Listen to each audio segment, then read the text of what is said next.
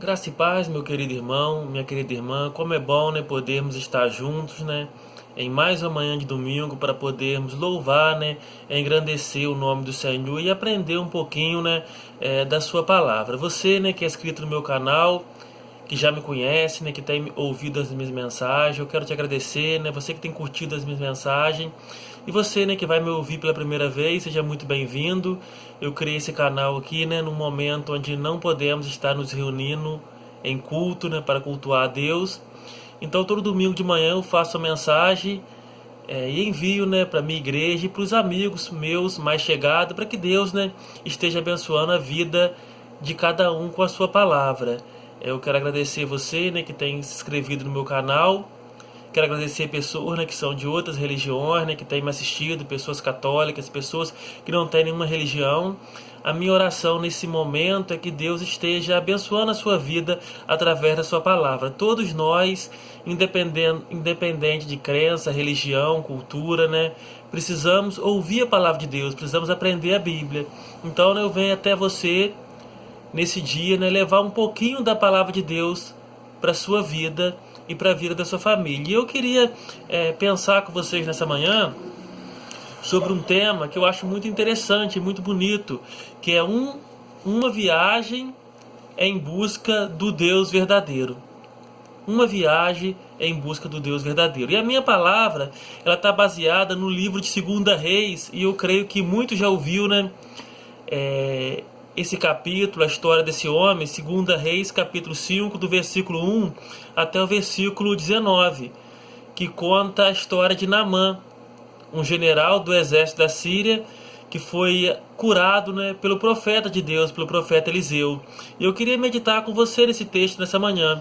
Eu gostaria de primeiro ler o texto bíblico, onde nós vamos basear a nossa palavra. Eu queria que você prestasse atenção nesse texto. Nos diz assim a palavra do Senhor: Naamã é curado da lepra. Naamã, comandante do exército do rei da Síria, era grande homem diante de seu senhor e de muito conceito, porque por ele o Senhor dera vitória à Síria. Era ele herói de guerra, porém leproso. Saíram tropas da Síria e da terra de Israel e levaram cativo uma menina que ficou a serviço da mulher de Naamã.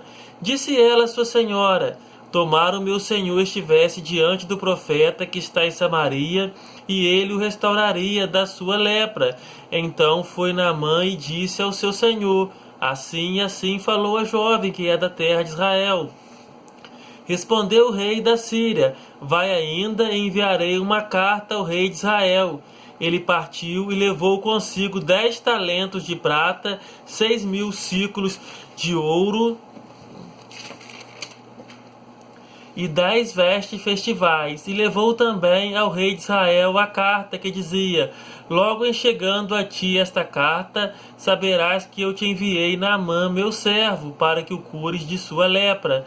Tendo lido o rei de Israel a carta, rasgou as suas vestes e disse: acaso sou Deus com poder de tirar a vida e dá-la, para que este envie a mim um homem, para eu curá-lo da sua lepra? Notai, pois, e vede que procura um pretexto para romper comigo.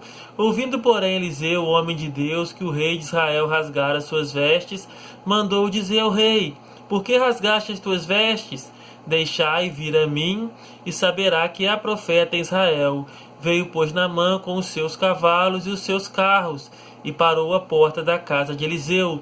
Então Eliseu lhe mandou um mensageiro, dizendo: vai, lava-te 7 vezes no Jordão, e a tua carne será restaurada, e ficarás limpo.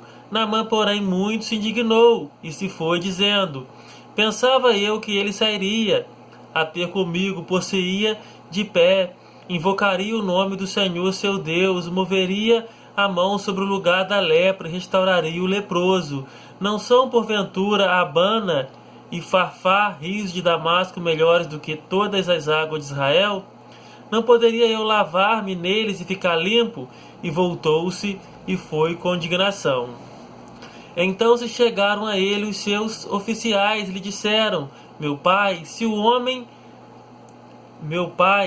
o houvesse dito o profeta alguma coisa difícil, acaso não faria? Quanto mais já que apenas te disse: lava-te e ficarás limpo. Então desceu e mergulhou no Jordão 7 vezes, consoante a palavra do homem de Deus, e a sua carne se tornou como a carne de uma criança, e ficou limpo.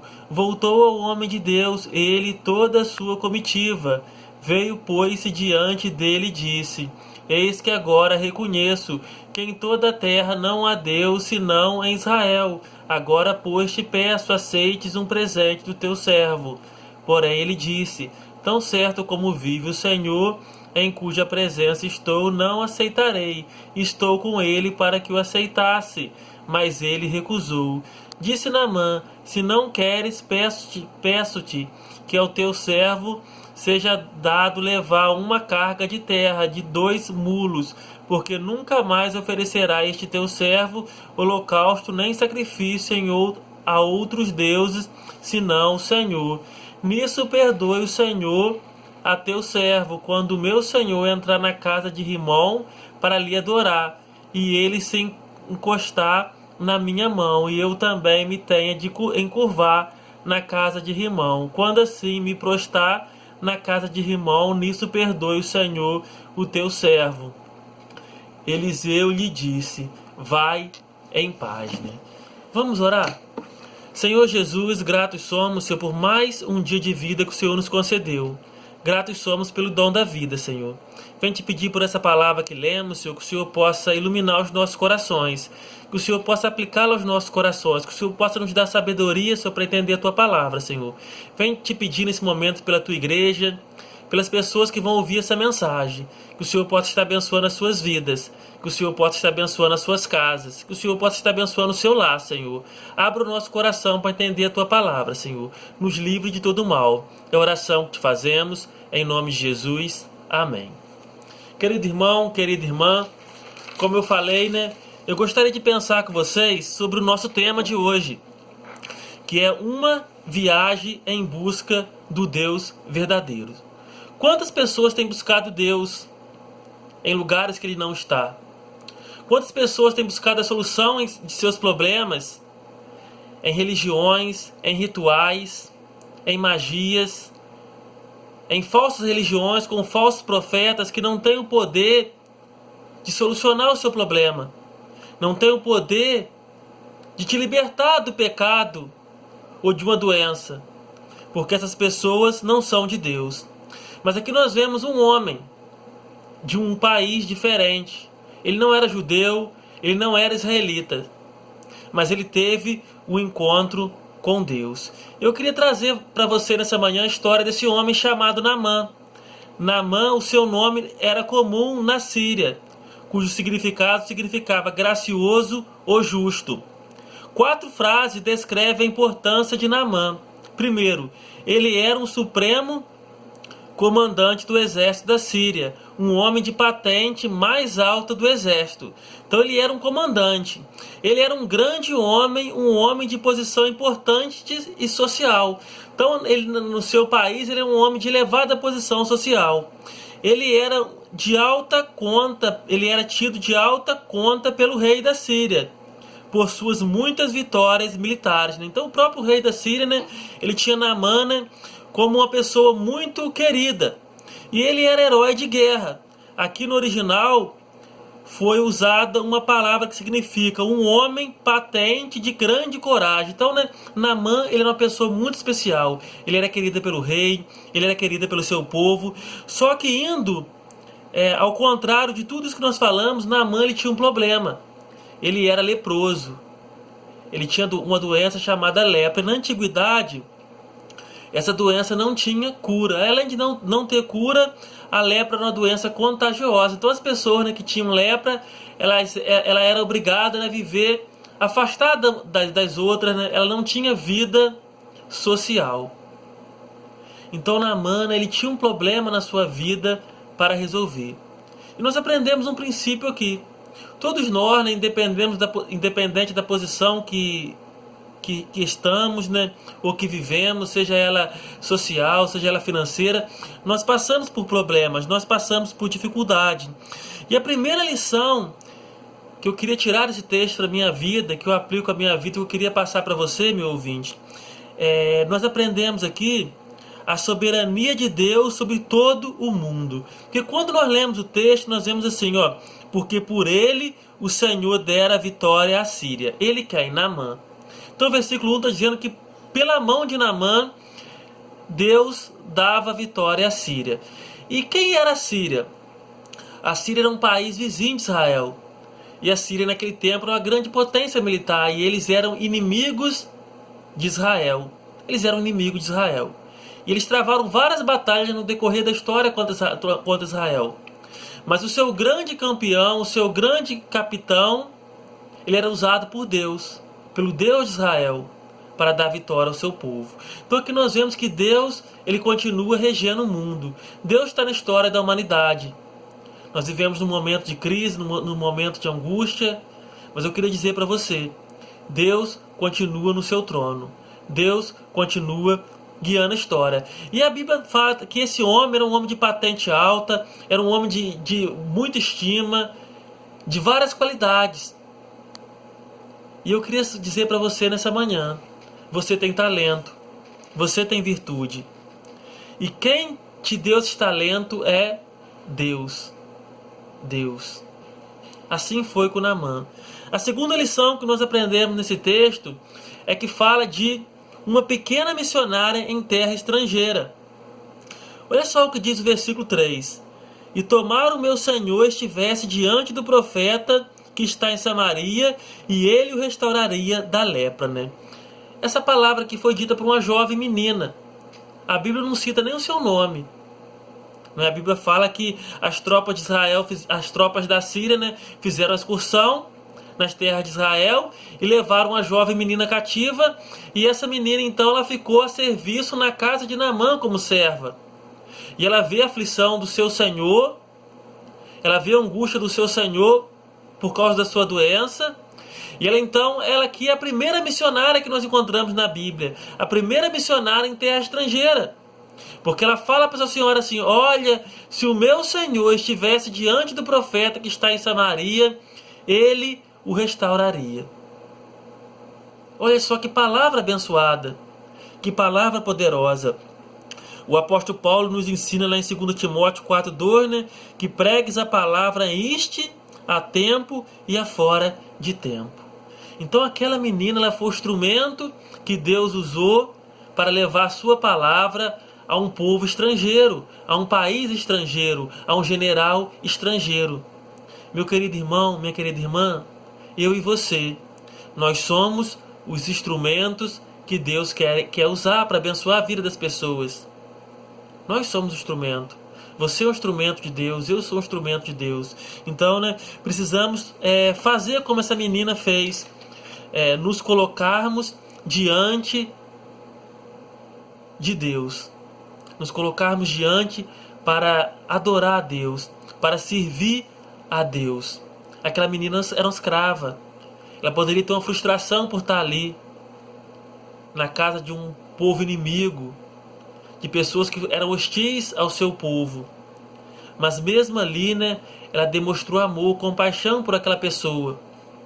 Então, ela fala do amor de Deus para aquela família. Ela fala do profeta verdadeiro. Ela fala do profeta de Deus. Ela fala do Deus verdadeiro.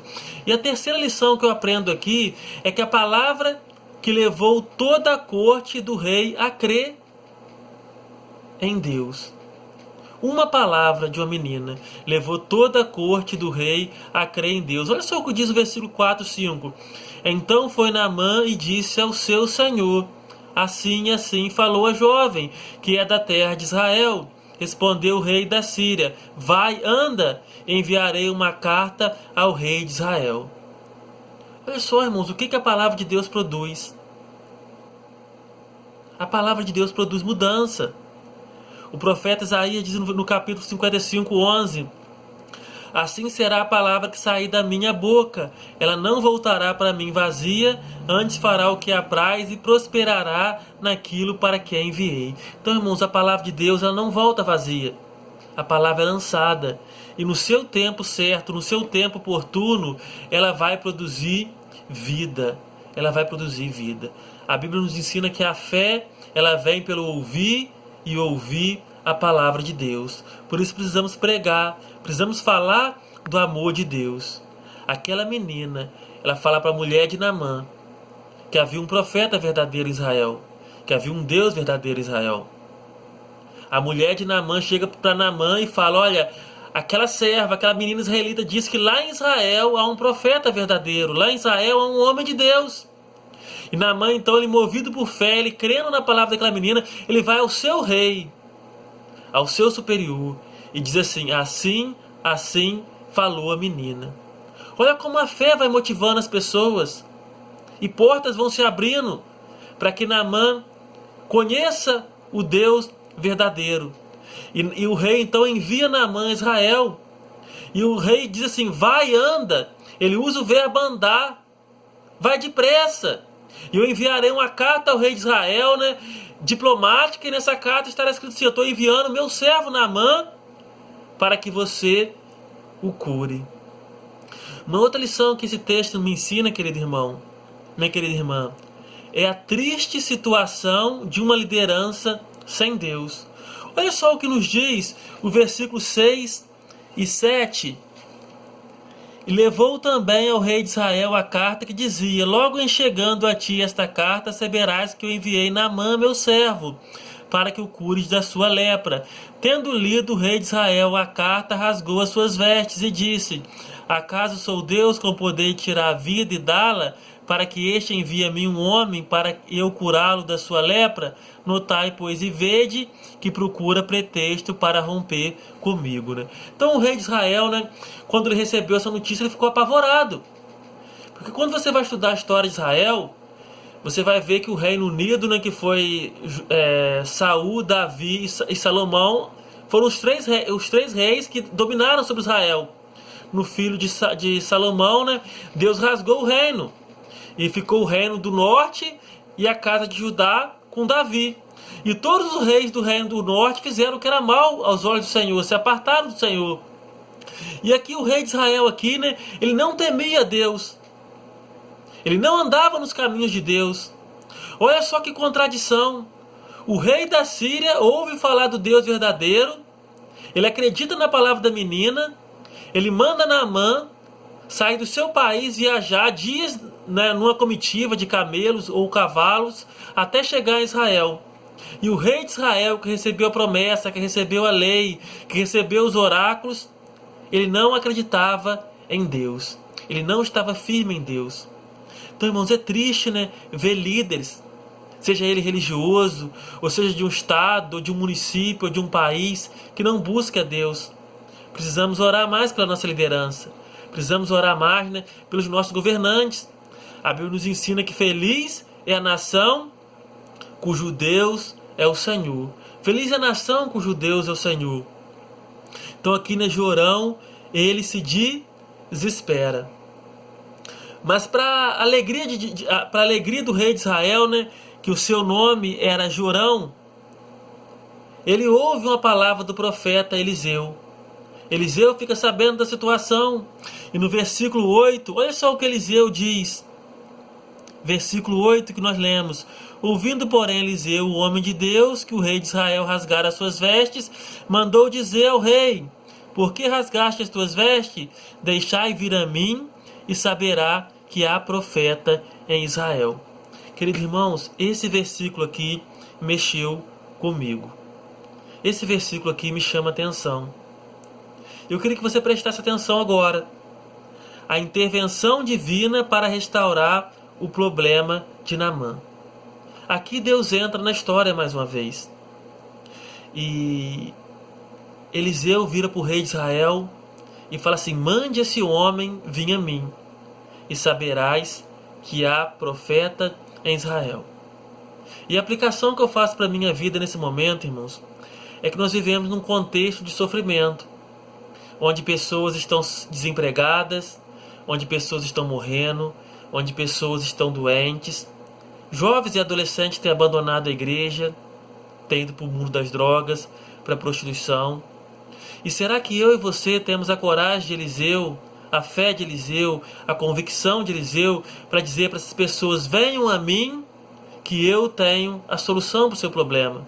eu tenho uma palavra para o seu problema. Será que nós podemos dizer isso? Será que estamos preparados para dar o nosso ombro para as pessoas que estão sofrendo? Para as pessoas que estão desamparadas? Para as pessoas que precisam ouvir uma palavra? Eliseu aqui diz: mande ele vir a mim. Irmãos, que nós possamos estar mais atentos à situação que as pessoas estão passando ao nosso redor. Existem pessoas sofrendo, existem pessoas amarguradas por um casamento que não deu certo, por um namoro frustrado, por um emprego que perderam. Que nós possamos estar nos colocando no lugar para tapar a brecha. E esse texto aqui ele me chama a atenção, que eu tiro mais uma lição preciosa para a minha vida. Quando a resposta de Deus frustra as nossas expectativas. Olha só, no versículo 8, Eliseu manda que o rei de Israel envie Naamã a ele. E Naamã vai.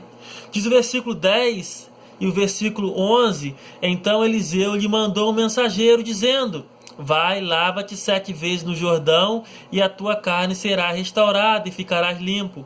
Naamã, porém, muito se indignou e se foi dizendo: pensava eu que ele sairia ter comigo, possuía de pé, invocaria o nome do Senhor seu Deus e moveria a mão sobre o lugar da lepra e restauraria o leproso.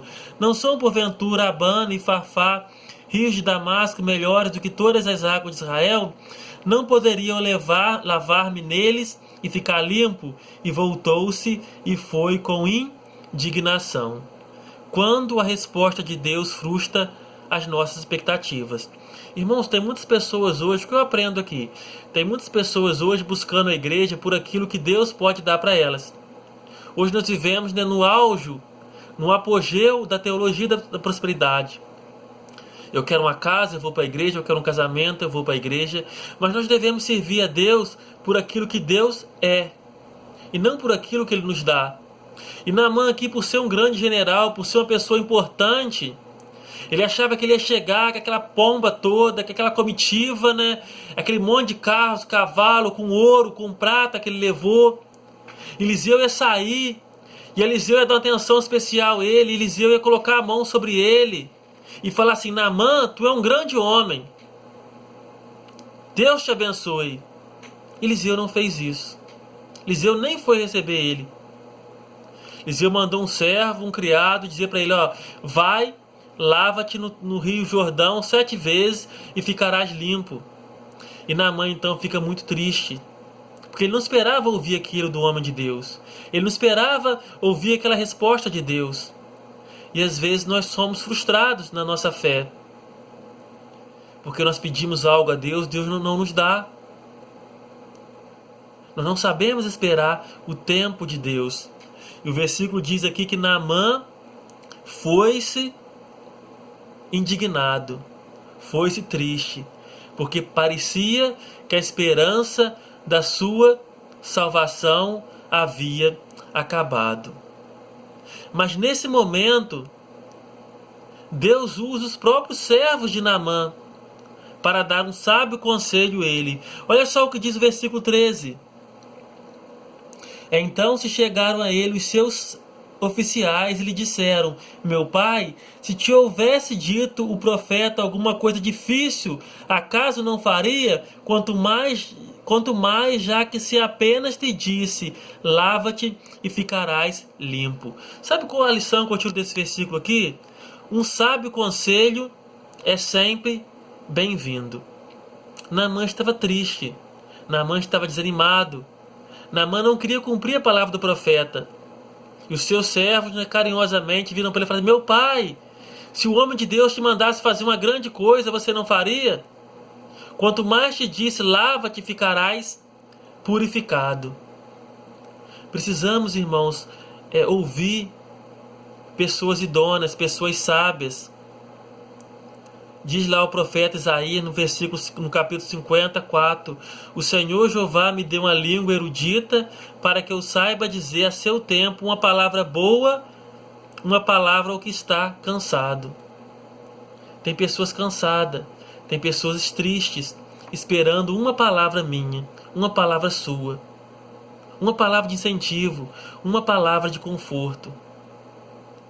Que nós possamos ter uma palavra em tempo oportuno. E a última lição, a penúltima lição que eu tiro desse texto para mim, está no versículo 14 e 15, que diz assim o texto: Então desceu e mergulhou no Jordão 7 vezes, consoante a palavra do homem de Deus, e a sua carne se tornou como a carne de uma criança e ficou limpo. Olha, irmãos, que coisa maravilhosa. Sabe qual a lição que eu tiro daqui? A cura física de Naamã revela uma verdade teológica a Naamã. Só o Senhor é Deus. Naamã pôde constatar aqui.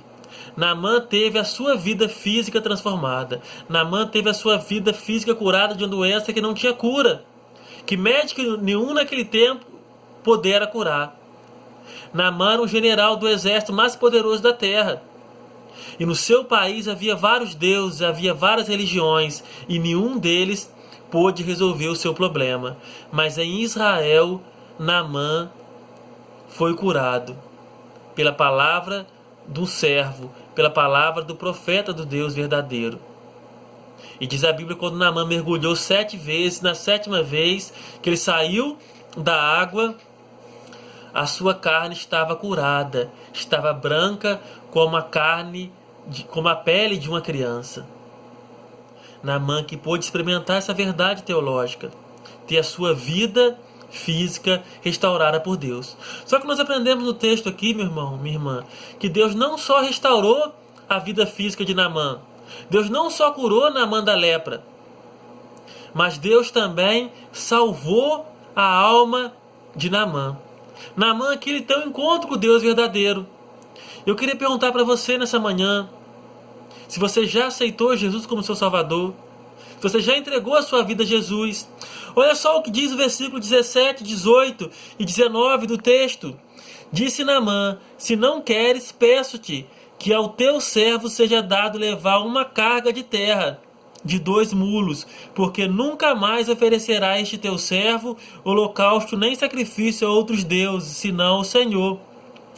Nisso perdoe, Senhor, a teu servo, quando o meu senhor entrar na casa de Rimom para lhe adorar, e ele se encostar na minha mão, e eu também me tenho que encurvar na casa de Rimom. Quando assim me prostrar na casa de Rimom, nisso perdoe o Senhor, o teu servo. E Eliseu lhe disse: vai em paz, né? Então aqui, né, Naamã ele teve uma experiência com Deus. E a lição que eu tiro para minha vida, a aplicação que eu faço para minha vida dessa parte final do texto é a gloriosa experiência da salvação. E a pergunta que eu faço para você: você já passou por ela? Você já deixou Cristo restaurar a sua vida? Sabe por quê, meu irmão, que Naamã pede a Eliseu que deixe ele levar uma carga de terra? No Antigo Oriente, o pensamento que predominava era que um Deus só poderia ser cultuado no solo da nação a qual estava ligado. Então, né, ele levando um pouco de terra e ele colocando diante dele, na sua pátria, na Síria, na cabeça dele ele estaria adorando ao Deus verdadeiro. E ele pede aqui perdão ao Deus de Israel, porque ele tinha que cumprir lá o ritual, ele era o general. E quando o seu senhor, o rei da Síria, Ben-Hadad, entrava no templo de Rimom, que era o Deus deles, e tinha que adorar aquele Deus, ele tinha que ir junto. E ele pede então a Eliseu que perdoe ele desse pecado. Naamã que conhece o Deus verdadeiro. Naamã que entrega a sua vida ao Deus verdadeiro. Naamã se rende diante do poder de Deus. E quando Naamã termina de falar, Eliseu diz para ele: vai em paz. Querido irmão, nós começamos a ler esse texto e nós falamos da amargura que esse homem vivia por ter uma doença incurável. E no decorrer do texto, nós vimos que Deus restaura a vida física de Naamã. Deus cura Naamã.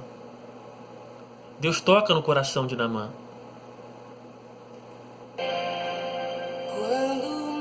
Mas eu queria dizer para você que Deus não só tocou na vida física de Naamã, mas Deus curou a vida espiritual de Naamã. Naamã que teve um encontro real com Deus. Naamã que aceitou o Deus de Israel como seu Senhor. E eu queria dizer para você que Deus continua trabalhando. Deus continua salvando. Deus continua curando pessoas. E eu não sei o problema que você está vivendo. Não sei qual a dificuldade que você está passando. Mas eu queria que nessa manhã de domingo você colocasse a sua vida no altar de Deus. Você colocasse os seus sonhos no altar de Deus. E você clamasse que Deus fizesse uma intervenção na sua vida, como Ele fez uma intervenção na vida de Naamã. Que Deus venha tirar todo orgulho do nosso coração, toda vaidade do nosso coração. Que Deus possa estar abençoando a nossa vida. Que Deus possa estar restaurando a nossa vida. Que Deus possa estar restaurando a nossa igreja. Que Deus possa estar restaurando a nossa casa.